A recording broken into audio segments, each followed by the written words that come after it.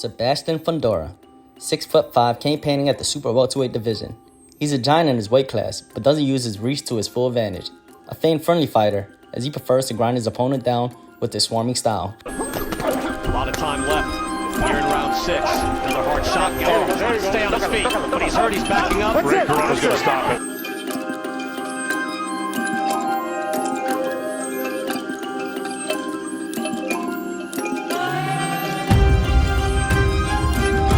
Fundora has a height and reach advantage when it comes to 154.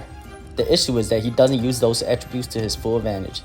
Being that tall minimizes some of your head movement, such as going under punches. The height also gives Fundora a false sense of security, as he doesn't feel the need to keep his lead hand on his chin. This leaves him vulnerable to looping left hands. And that's the reason why Cota, an orthodox boxer, switched to southpaw, because he knew Fundora kept his lead hand low and was susceptible to the overhand left.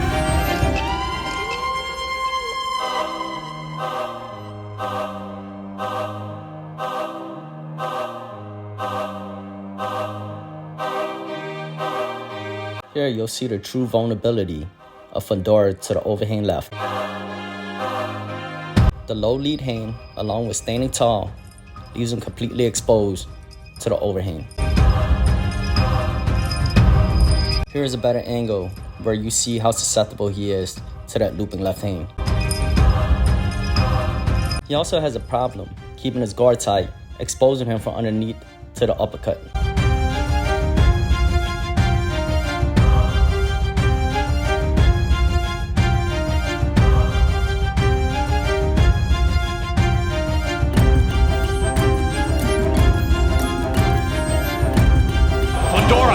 Him with a left hand. Oh, they both shot coming back.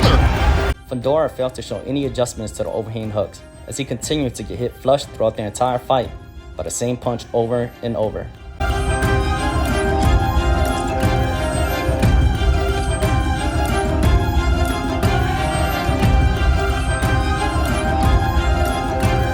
And this is what happens when you stand tall and pull straight back. Bam! Right on top of each other, chopping at each other.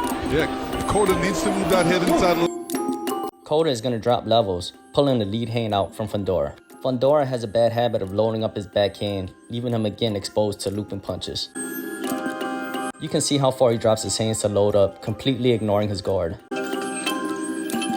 Standing way too tall, with the hands way too low.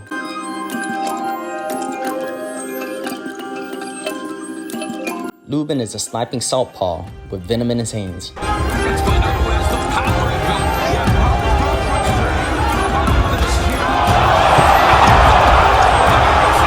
He also possesses a respectable lead hand.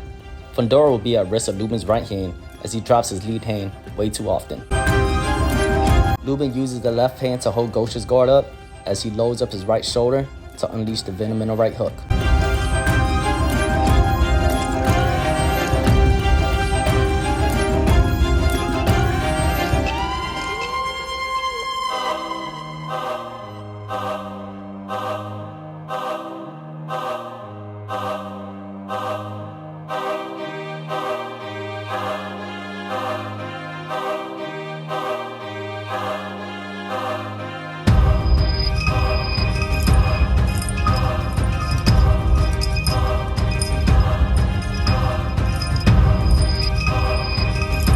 Lubin is backed into the corner, but utilizes the little space that's available.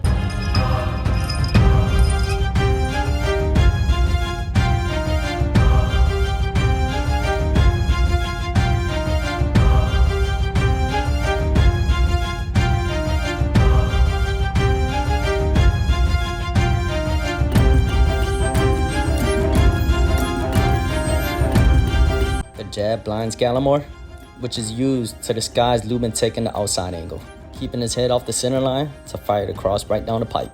Gallimore had the right defense when he tried to parry the cross, but the jab setup disrupted his timing.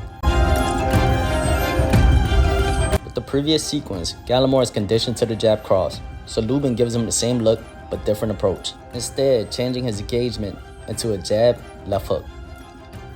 You can see Gallimore's guard was set to block a left cross, allowing the hook to land around the guard.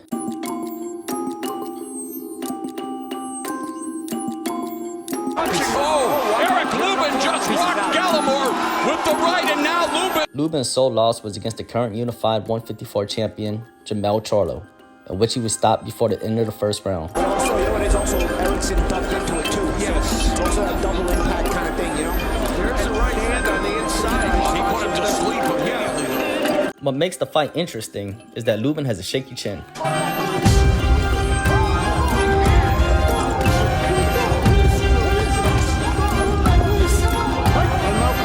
Geisha, a good boxer but was not known to possess great power, was able to shake Lubin up. Lubin was also rocked at the end of the fourth round when he faced off against a respectable puncher in Jason Rosario. He's not only picking his shots, he's picking off Rosario.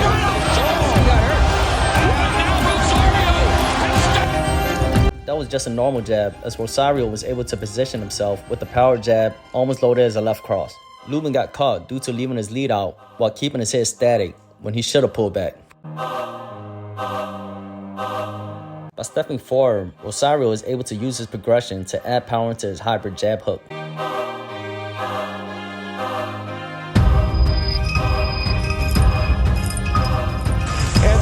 ironically, as you point out, it was a jab. There's Lubin with the jab and a beautiful jab over the top by Rosario. Lubin has shown to have some trouble when his opponents were able to throw volume, as he had some trouble getting out of the pocket during the raids.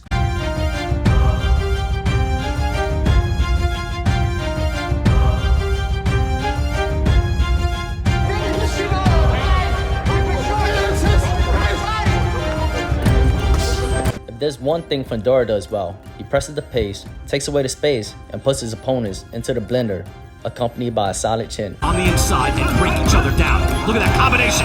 Good sharp, punctuated with a big left hand from Fundora, and Cotto looks hurt. Fundora looks like he's setting him up for a good time for Cotto to hold, but there's no holding in him.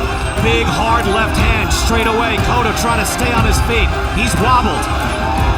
On shaky legs. Fundora has also shown that he can be patient and use his reach. He fought was just incredible. And Fundora coming in, Ahmed just trying to figure out what was going on, and look at that lead uppercut. you're right. Wow. You call it right. That's a lead uppercut. It's very dangerous to do that. Fundora incredible. And look, he started out quick here. He already hurt, Ahmed. And I've been.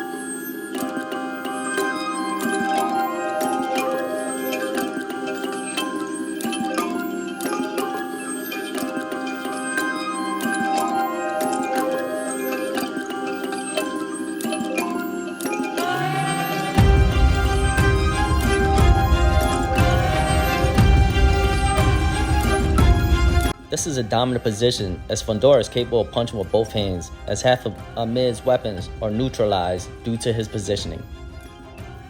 But it's just in Fundora's blood to mix it up. Walking in and letting it fly. Another hard shot. Cole takes a closer look.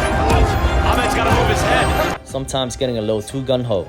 That's where Fundora gets away from boxing and engages in fighting. When he does this, he often takes away his best attribute, his range and distance. It's pretty amazing. I'd hire them together, and they knew it. It is tough these days to go and find. Suffocating his space where he leaves himself in range of his opponents, more than he should. He should have taken a step back to keep Gallimore at the end of his punches, creating distance to give himself more time to react against potential counter punches.